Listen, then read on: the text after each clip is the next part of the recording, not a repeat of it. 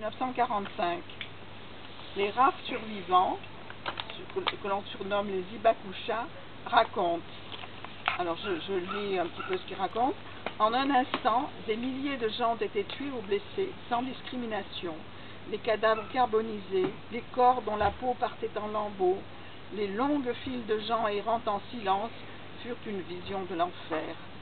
Ceux qui avaient échappé de peu à la mort s'effondraient les uns après les autres. Et ils poursuivent. Depuis, pendant plus de 70 ans, nous avons lutté pour survivre dans les maladies créées par les effets à long terme et la peur d'éventuelles conséquences des radiations sur nos enfants et petits-enfants. À partir de cette période, nous n'avons jamais cessé de faire appel au monde entier pour qu'il n'y ait plus jamais d'Hibakusha. Nous pouvons aujourd'hui saluer leur action puisqu'un traité d'interdiction des armes nucléaires vient d'être signé, il y a juste un mois, le 7 juillet dernier, à l'ONU, l'Organisation des Nations Unies, en présence de 2 Hibakusha par 122 pays sur 193.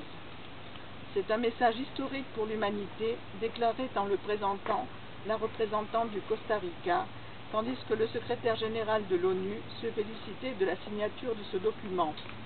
Dans ce nouveau traité, chaque pays s'engage à ne jamais, en aucune circonstance, mettre au point, mettre à l'essai, produire, fabriquer, acquérir, de quelque autre manière, posséder ou stocker des armes nucléaires ou autres dispositifs explosifs nucléaires. La journaliste du Monde, Nathalie Guibert, le remarque. L'Autriche, le Brésil, le Mexique, l'Afrique du Sud, la Suède, l'Irlande, la Nouvelle-Zélande ont été les États en pointe pour défendre ce traité, alors qu'aucun des 9 pays détenteurs de bombes, les États-Unis, la Russie, la France, le Royaume-Uni, la Chine, l'Inde, le Pakistan, Israël et la Corée du Nord, aucun de ces 9 pays n'a participé aux négociations ouvertes le 27 mars. Et plus inquiétant encore, et c'est le journaliste de Science et Avenir, Loïc Chauveau, qui le souligne, les pays détenteurs de ce type d'armes ne se sentent pas concernés par ces négociations et estiment qu'elles ne sont pas le bon moyen de supprimer les armes nucléaires. Alors, c'est toujours le journaliste qui parle. Le ministère français des Affaires étrangères a publié le soir même un communiqué au ton à la fois martial et condescendant. Le texte du ministère affirme qu'un traité d'interdiction des armes nucléaires risque d'affecter la sécurité de la région euro-atlantique et la stabilité internationale. Toujours le journaliste, les 122 signataires de l'accord de vendredi seraient donc des irresponsables. Fin de citation du journaliste. Si l'on y réfléchit, cette phrase du ministère des Affaires étrangères est écrite contre toute vérité et contre tout bon sens. Cela ne nous surprend pas outre mesure, nous membres du mouvement de la paix. Depuis son élection, M. Macron, chef des armées comme il se plaît à le souligner, a entrepris à marche forcée la réalisation de son projet d'intégration européenne. Nous pouvons être sûrs que l'armement nucléaire français va devenir l'armement nucléaire de la future armée européenne et qu'il recevra une doctrine d'emploi totalement nouvelle. Quelle sera sa mission? En tout cas, elle ne sera plus définie par la France et l'on peut craindre le pire quand on connaît le bellicisme de certains États membres de l'Union européenne complètement soumis à l'OTAN. Rappelons que jamais l'Union européenne n'a fait obstacle à l'initiative d'un de ses membres ou d'un de ses alliés lorsqu'il se lançait dans une aventure à finalité guerrière, comme cela s'est passé en Yougoslavie, comme cela se passe en Ukraine. Remarquons que tout ceci est complètement occulté par les médias. Nos concitoyens n'entendent jamais ces réalités. Je le disais l'année dernière, nous sommes tous soumis à un endoctrinement des gouvernements et des médias. Et à propos de l'arme nucléaire, pouvons-nous assurer qu'aucun chef de gouvernement ne trouvera un jour un bon prétexte pour utiliser la bombe? Nous ne le pouvons pas. Aujourd'hui, chaque bombe équivaut à 1000 fois Hiroshima et Nagasaki. Aucun scientifique ne s'aventure à décrire les effets d'une explosion. Les scientifiques, des médecins, des météorologues, des physiciens, des juristes disent « Aucune institution nationale ou internationale ne serait en mesure aujourd'hui de faire face à l'explosion d'une arme atomique. » Lors de la présentation à la presse de cette soirée, Louis remarquait aussi très justement « Les États détenteurs de l'arme nucléaire insistent pour nous faire croire que les bombes nous protègent. C'est une ineptie.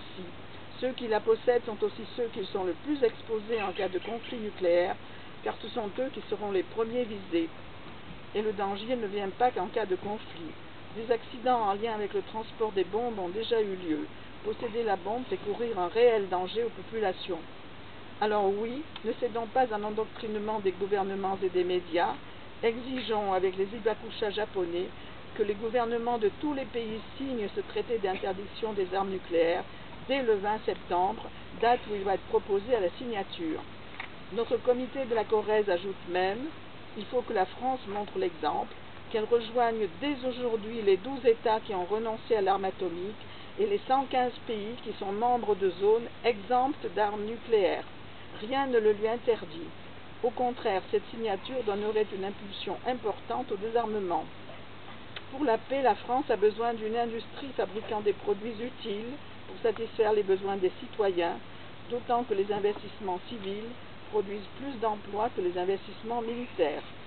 La France a besoin d'une politique de reconquête industrielle pour répondre aux multiples besoins humains et environnementaux qui se font jour, en France et dans le monde, tout en replaçant les productions d'armes dans un pôle public contrôlé par le Parlement, de manière à exclure toute participation de la France au commerce des armes. La sécurité du pays ne peut pas être basée sur des rapports de force militaires.